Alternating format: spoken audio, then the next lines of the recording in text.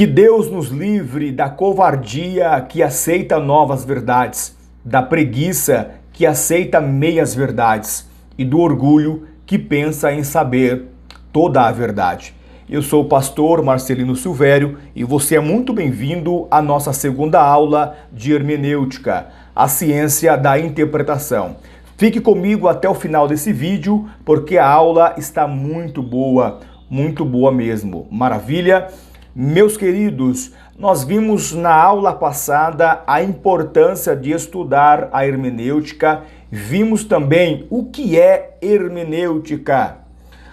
Hermenêutica é um termo grego, hermene vem, que significa interpretar, tá certo? Vimos também a divisão da hermenêutica, a geral e a específica.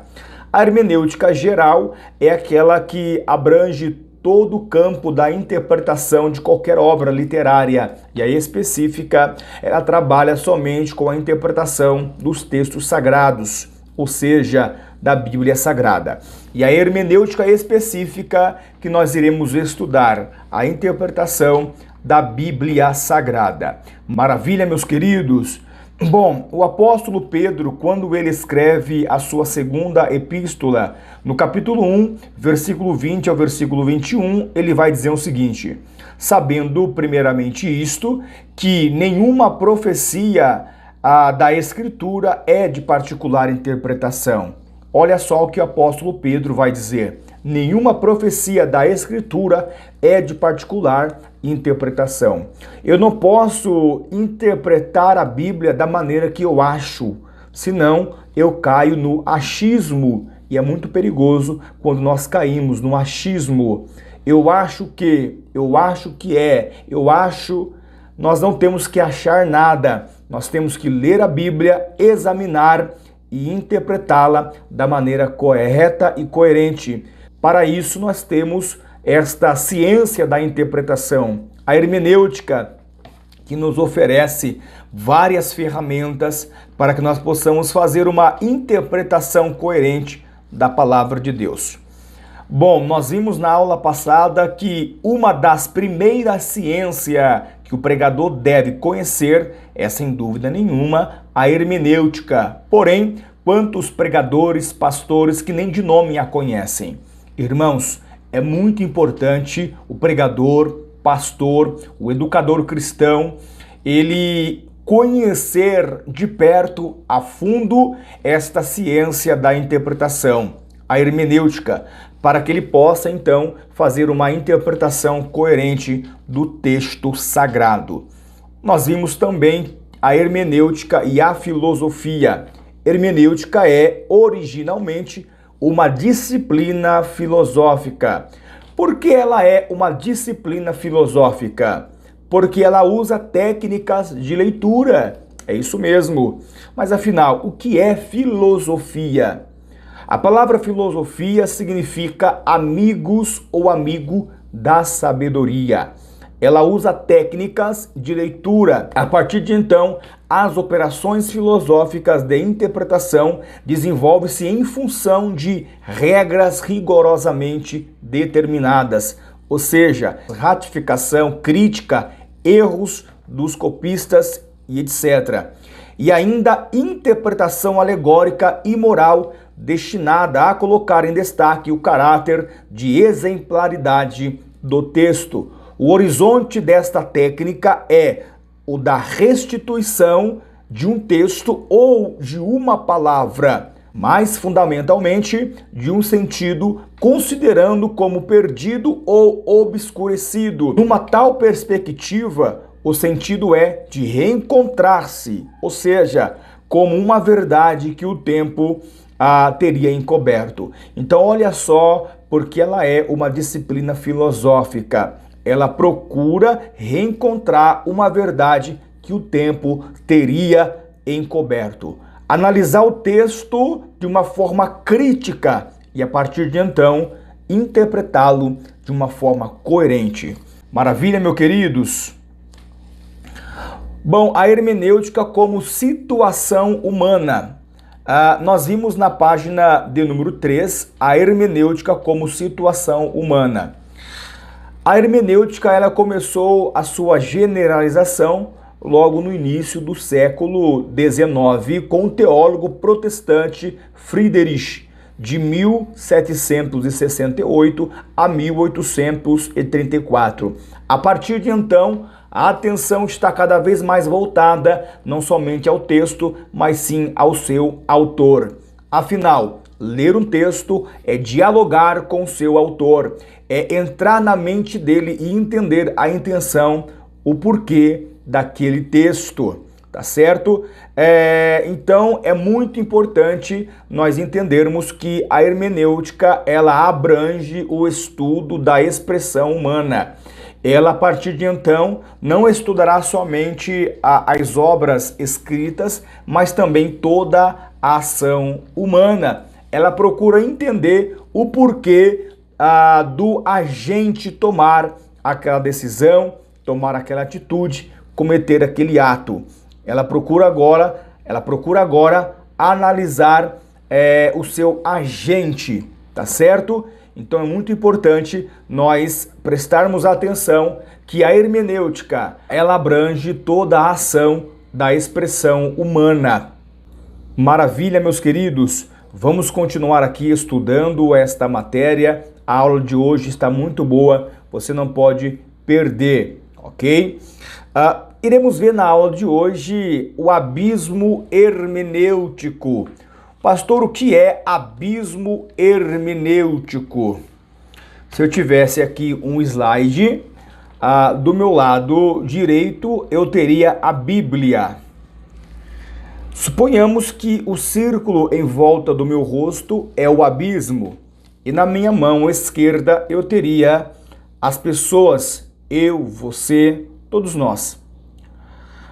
Da minha mão esquerda à minha mão direita existe um abismo que eu preciso transpor para entender o texto bíblico. E esse abismo hermenêutico é muito profundo e nós temos que entendê-lo de uma forma minuciosa, passo a passo, tá certo? Bom, o primeiro abismo hermenêutico que nos distanciam da interpretação da palavra de Deus é a língua ou a linguagem, é o primeiro abismo hermenêutico. Nós temos que pensar no seguinte: a Bíblia Sagrada, ela foi escrita ao longo de 1.600 anos por cerca de 40 autores, 40 escritores. Cada um deles viveram em épocas diferentes, em tempos diferentes, e cada um deles tinha grau de instrução diferente. Se nós formos no Antigo Testamento, nós iremos ver que Deus usou um príncipe para escrever a Bíblia. Deus usou rei, Deus usou escribas, Deus usou um boiadeiro, Deus usou um pastor de ovelha, Deus usou profetas. Então Deus usou várias pessoas de níveis de instrução diferenciados. Um príncipe, como foi o caso de Moisés. Deus usou um rei, como é o caso de Davi. Deus usou um levita, como é o caso de Asaf, para escrever alguns salmos. Deus usou um boiadeiro, no caso Amós, para escrever, para profetizar para o povo e deixar a palavra escrita. Se nós formos para o Novo Testamento, não vai ser diferente. Deus usou várias pessoas de níveis de instrução diferenciado. Ele usou um pescador, como era o caso de Pedro. Ele usou um médico, como era o caso de Lucas.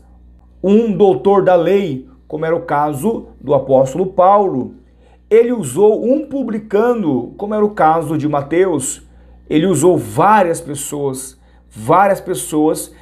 que tinham graus de instrução diferenciados. Então você percebe que é por isso que a Bíblia é tão difícil de nós interpretá-la, por mais que pareça fácil. Nós temos então que nos recorrer a esta ciência da interpretação, a hermenêutica, para que nós possamos entendê-la de uma forma coerente, de uma forma concisa e profunda. A Bíblia Sagrada, ela foi escrita em duas linguagens: o Antigo, no hebraico, com algumas porções em aramaico, e o Novo Testamento em grego. O Antigo Testamento em hebraico com algumas porções aramaico. E o que é a língua aramaica? É uma mistura da língua hebraica com arameu. Aí vem o aramaico, língua hebraica com arameu. Lembra que o povo ficou cativo durante 70 anos na Babilônia?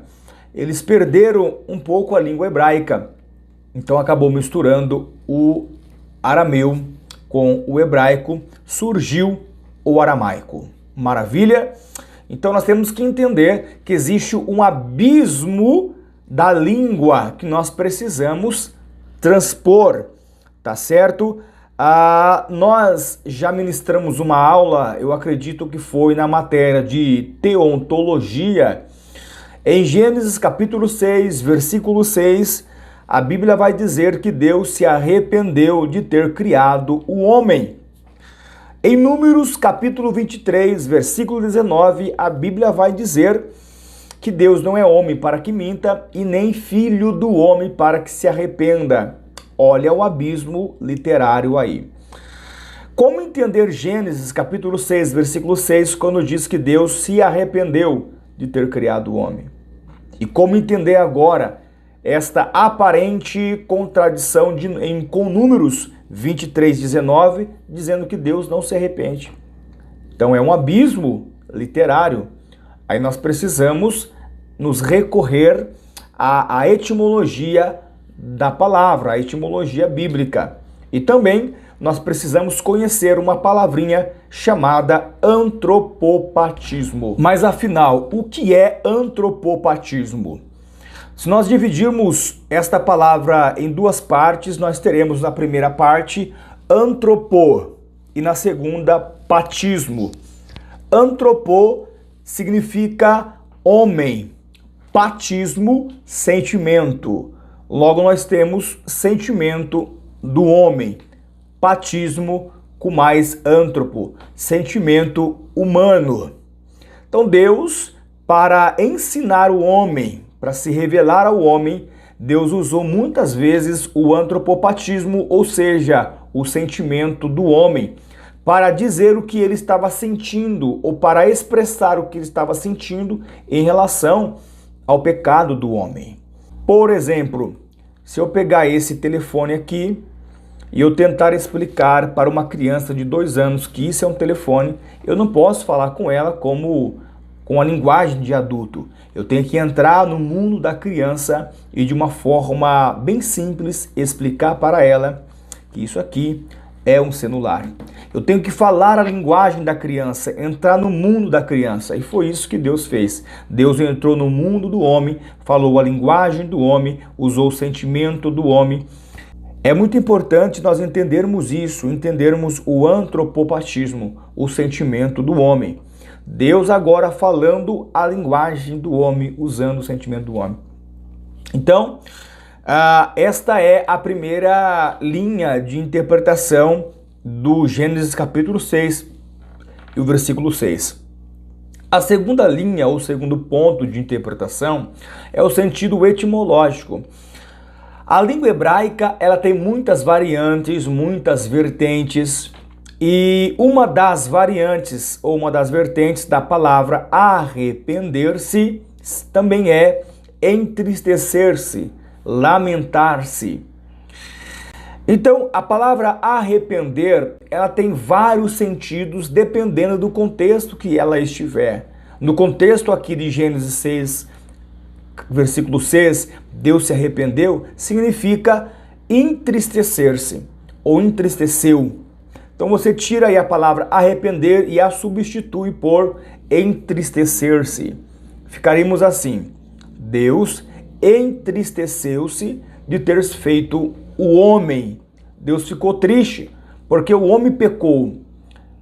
E pelo fato do homem ter pecado, então Deus se entristeceu com a atitude do homem. Da mesma forma, eu te dou um presente. Dias depois eu vejo que você não cuidou daquele presente, deixou de lado, empoeirado. Eu chego na sua casa e vejo aquele presente que eu te dei jogado, empoeirado. Eu não me arrependo de ter te dado o presente, mas vou ficar triste. Poxa, estou muito triste. Te dei um presente e você deixou de lado, você deixou jogado. Estou muito triste. Não estou arrependido, estou triste. Então explica-se o texto de Gênesis capítulo 6, versículo 6, com o texto de Números 23, versículo 19. De fato, Deus não se arrepende no sentido de dar meia volta. O homem fala uma coisa de pé e não sustenta sentado. Deus não. Deus, quando ele fala, está falado, ele não se arrepende. O que aconteceu aqui em Gênesis capítulo 6, versículo 6, é que Deus entristeceu-se de ter feito o homem. Maravilha, meus queridos. Maravilha, meus queridos. Vamos continuar aqui entendendo este abismo hermenêutico, tá certo? O segundo abismo hermenêutico é o abismo literário. O abismo literário, ou seja, nós precisamos entender a literatura hebraica. Para eu entender o inglês, eu preciso estudar inglês. Eu preciso entender a literatura inglesa. Por exemplo, aqui no Brasil, a beleza da poesia é a rima. É ou não é verdade? No hebraico, a beleza da poesia é o paralelismo. Nós iremos ver muito isso em Provérbios. O paralelismo. Por exemplo, o filho bom alegra o seu pai. O filho sensato alegra a sua mãe. Olha o paralelismo. Eu disse uma coisa em cima e embaixo eu disse outra semelhante ao que eu disse em cima. Embora eu usei outras palavras, mas eu quero dizer a mesma coisa. O filho bom alegra o coração do seu pai. O filho sensato alegra o coração da sua mãe. Então, a beleza da literatura hebraica está no paralelismo. Nunca esqueça disso quando você for ler o livro de Provérbios. Maravilha, meus queridos? Então, nós temos esse abismo hermenêutico do estilo literário. A literatura hebraica é diferente da nossa literatura. Então é preciso conhecer esse abismo também. Outro abismo hermenêutico é a cultura, ou o abismo cultural. A cultura hebraica é totalmente diferente da cultura brasileira. Então nós temos que perceber que esse abismo cultural precisa ser transposto, tá certo? Por exemplo, no casamento hebraico, festejava-se durante 7 dias. E se acabasse o vinho, então significava que a festa tinha acabado. É a cultura deles. Lembra quando Jesus estava no casamento, acabou-se o vinho, sua mãe chega até ele e diz, acabou-se o vinho. E ele olha para ela e diz, mas o que eu tenho a ver com isso? Ou seja, em outras palavras, não fui eu que organizei a festa, afinal de contas, a minha hora ainda não chegou. Então, acabar o vinho no casamento hebraico, na cultura hebraica, significava acabou o casamento. Não podia faltar o vinho, era a cultura deles. Você quer ver outro exemplo? Quando um jovem hebreu, ele se encantava por uma moça, então ele iria pedi-la em casamento para o seu pai. Ele levava na sua mão um pote de moedas, na outra mão ele levava um contrato e também um cálice de vinho. Chegando na casa do pai da moça, ele entrava, sentava, ele entregava o pote de moeda para o pai da moça, que era o pagamento, o dote, entregava o contrato para ele. Enquanto o pai lia o contrato, o jovem pegava o cálice de vinho, dava para a moça. Enquanto ela bebia o cálice de vinho, ele fazia uma declaração de amor para ela e dizia: na casa de meu pai há muitas moradas. Ela terminava de tomar o cálice de vinho, ele repetia: na casa de meu pai há muitas moradas. O jovem ia embora e a moça queria acompanhá-lo. O pai dizia ou a mãe dizia: não, você não pode acompanhá-lo agora. Você precisa aprender como cuidar do marido. Então a moça ficava, o jovem voltava para a sua vida. Ele era um jovem de 16 anos, voltava a brincar com seus amigos e os amiguinhos perguntavam para ele: olha, quando é que você irá voltar para buscar a sua noiva? E o jovem dizia: eu não sei, somente o meu pai sabe o dia e a hora que eu vou buscar a minha noiva. Então olha só a cultura do casamento hebraico. Jesus ele vai usar a cultura do casamento hebraico para dizer em João capítulo 14, não se turbe o vosso coração, credes em Deus, credes também em mim. Na casa de meu pai há muitas moradas. Jesus está usando a cultura hebraica para falar uma verdade para os discípulos. Olha que impressionante, como é muito importante nós conhecermos a cultura. Então é esse abismo cultural que nós temos que transpor. Outro abismo cultural é o tempo. A Bíblia está distante de nós muito tempo. Então, entendendo esse abismo hermenêutico, nós teremos facilidade de interpretar o texto bíblico de uma forma coerente, sensata, de uma forma bem divertida, diga-se de passagem. Maravilha, meus queridos! Continuando aqui, como transpor este abismo hermenêutico? Nós precisamos entender a gramática do contexto, as palavras-chave, os pontos importantes, os conceitos que aquele texto está trazendo. Então guarde isso. Como transpor esse abismo hermenêutico, linguístico, estilo literário, cultural e o tempo. Nós precisamos entender o contexto, a gramática do contexto, as palavras-chave, pontos fortes que o texto traz e alguns conceitos. Vou dar aqui um exemplo. Se nós pegarmos Lucas, capítulo de número 15, versículo do número 11 ao versículo de número 30, nós temos a famosa parábola do filho pródigo, ok? O que é uma parábola? Parábola é uma verdade contada em forma de história, usando alegorias, comparações.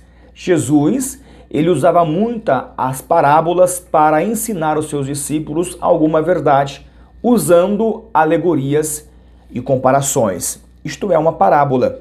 Então Jesus vai contar a história de um homem que tinha 2 filhos. Um certo dia, o filho mais novo, ele chega ao teu pai e pede a sua herança. O pai, então, consentindo, reparte a herança entre os filhos. Passados dias, esse filho mais novo, de posse da herança, ele foge ou ele vai embora para uma cidade longínqua, para uma cidade distante.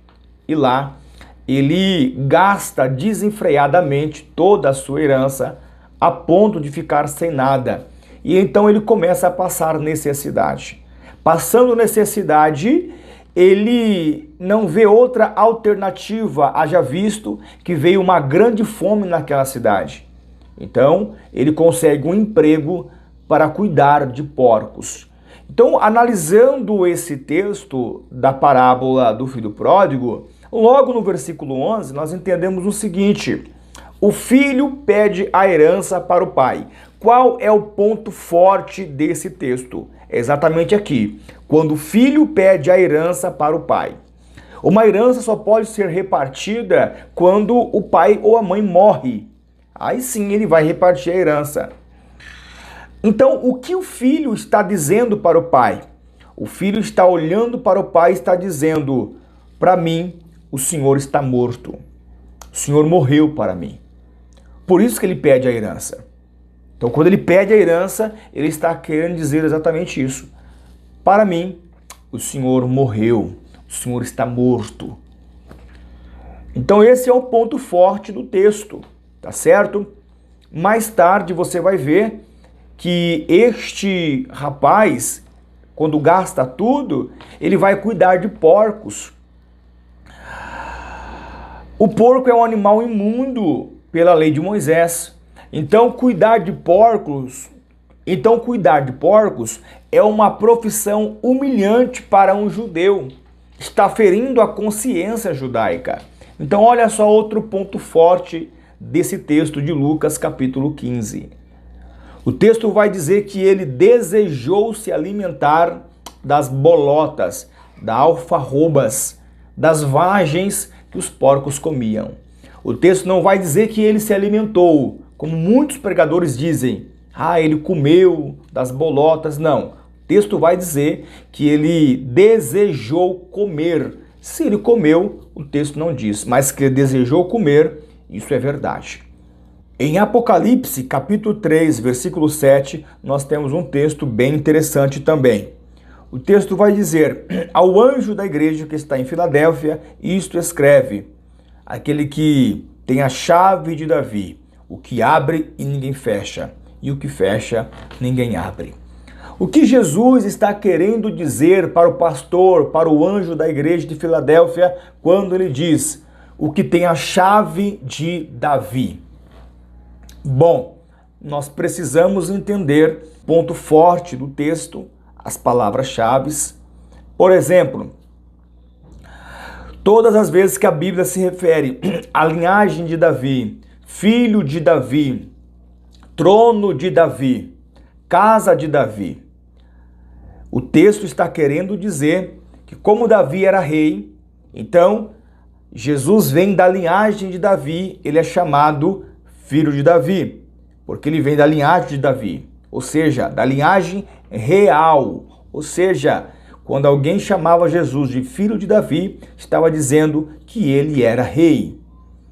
Então, todas as vezes que o texto faz referência à casa de Davi, filho de Davi, o trono de Davi, está falando da linhagem real. Agora, nós precisamos entender o significado da palavra chave na Bíblia. Então, você está entendendo esses pontos fortes do texto? Palavras-chave, né? Porco, fome, herança, são palavras-chave, pontos fortes no texto. Então, todas as vezes que você ler um texto, você precisa entender esse contexto gramatical, palavras-chave, conceitos e pontos fortes. Olhando o texto, examinando o texto com essa visão hermenêutica, fica mais fácil de você interpretá-lo. Maravilha? Lembra quando Jesus disse a Pedro: eu te darei as chaves do reino dos céus. Tudo que ligar na terra será ligado nos céus. Jesus está falando: eu estou te dando autoridade. Tudo que você concordar aqui, ligar aqui, então eu ligarei no céu. Então, se nós entendermos que chave é símbolo de autoridade, nós entendemos o texto de Apocalipse 3:7. Jesus está falando ao anjo da igreja: eu tenho a chave, ou seja, a autoridade de Davi, ou seja, Davi, linhagem real, Davi, rei, chave, autoridade. Eu tenho a autoridade de rei. Maravilha? Então, nós precisamos conhecer o significado das palavras, tá certo? O sentido etimológico e a simbologia bíblica. Nós iremos tratar disso mais a fundo na próxima aula. Tem um texto em Apocalipse, capítulo 3, versículo 1, que é bem interessante.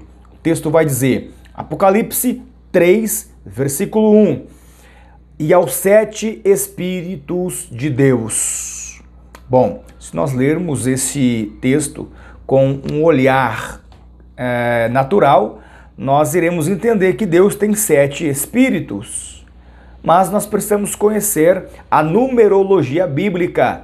E, aliás, nós iremos estudar sobre isso na próxima aula. Vamos ver o número 1, número 2, número 3, número 4, 5, 6, até o número 12.